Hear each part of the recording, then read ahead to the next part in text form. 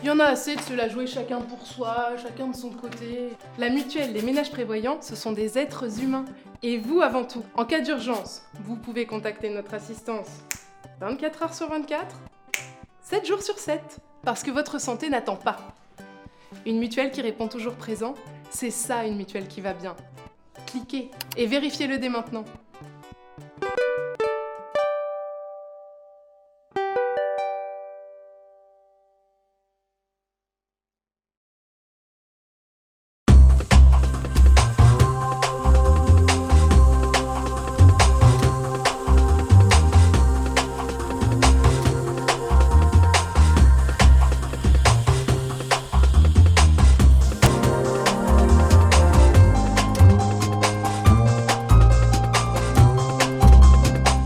Bonjour à tous et bienvenue dans Check-up, votre émission santé et bien-être. Au programme dans ce numéro, nous reviendrons sur les dons du sang après les attentats du 13 novembre et rappellerons l'importance d'une mobilisation des donneurs tout au long de l'année.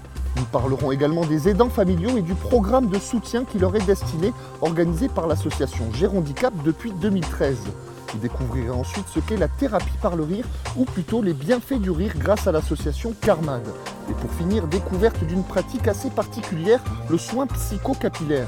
Vous aurez l'occasion de découvrir une dimension inattendue de la coiffure. Mais tout d'abord, l'hôpital Charcot, implanté à Plaisir, va subir un lifting. Construit au début des années 60, les 4 pavillons actuels installés dans le centre psychiatrique vont être totalement réhabilités. Un bâtiment flambant neuf de 14 000 m² devrait sortir de terre en mars 2018. Le projet était attendu depuis plus de 10 ans par les patients. Le directeur du centre hospitalier, Jacques Bérard, était au micro de Michael Elmidoro. C'est un grand soulagement, c'est un chantier qui est très atypique du fait de nombreuses défections techniques et erreurs techniques, erreurs juridiques, et c'est assez exceptionnel en France d'ailleurs, mais c'est un grand soulagement effectivement pour l'équipe de direction et pour aussi les personnes de la direction des services techniques qui travaillent depuis des mois et des mois pour faire redémarrer ce chantier. Voilà. Chaque année en France, environ 1 million de malades peuvent être soignés grâce au don du sang. Pendant les périodes de congé, les réserves en produits sanguins subissent habituellement de fortes baisses.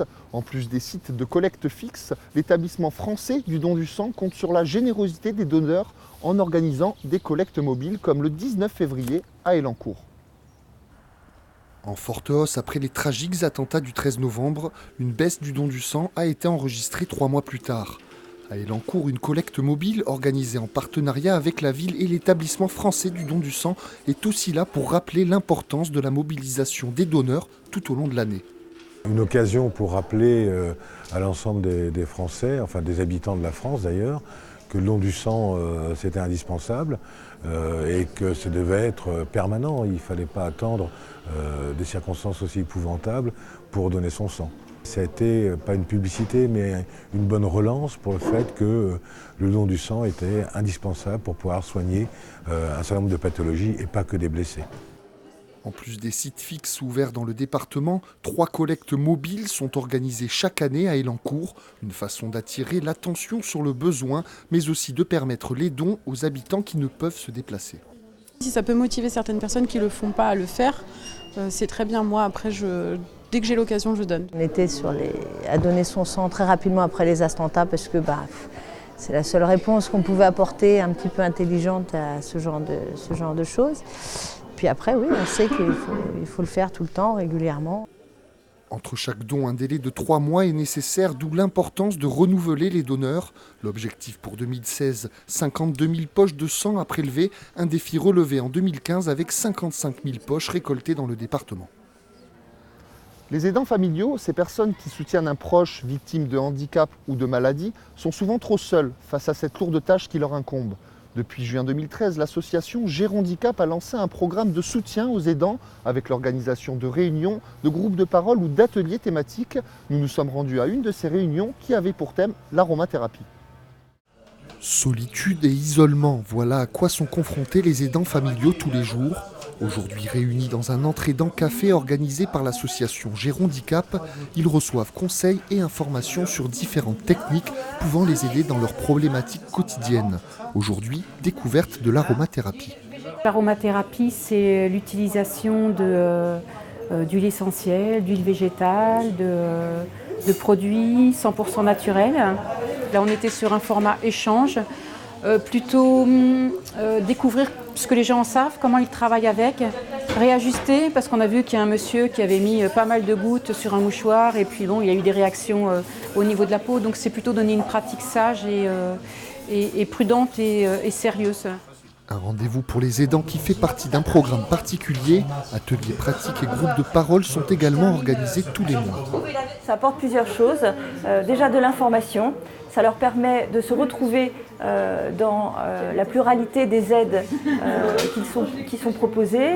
Ça leur permet de mieux s'y retrouver, de mieux orienter leurs besoins et de savoir à qui s'adresser dans leur situation. Pour moi, c'est l'occasion d'une part de rencontrer des gens, d'autres personnes, parce que je vis seul, et d'autre part, c'est aussi l'occasion d'enrichir ses connaissances. Un programme qui existe depuis 2013 et qui permet surtout de tisser un lien social en échangeant sur les difficultés d'assister et d'aider un proche dans tous les instants de la vie. Le rire contribuerait au bien-être. C'est du moins ce que pensent plusieurs thérapeutes qui l'utilisent pour atténuer la douleur, mais aussi tisser un lien social. Au Clé-sous-Bois, l'association Carmad vient en aide aux personnes âgées et handicapées de différentes manières, notamment par le rire. La présidente de l'association, Marie-Thérèse Rose, donne des conférences pour expliquer et démontrer les bienfaits de ce procédé. Rire, mais surtout avec tout le monde. Voilà le message que délivre l'association Carmad au Clé-sous-Bois. Rire pour aller mieux ou pour atténuer la douleur. Marie-Thérèse Rose, présidente de l'association, donne les clés de la thérapie par le rire.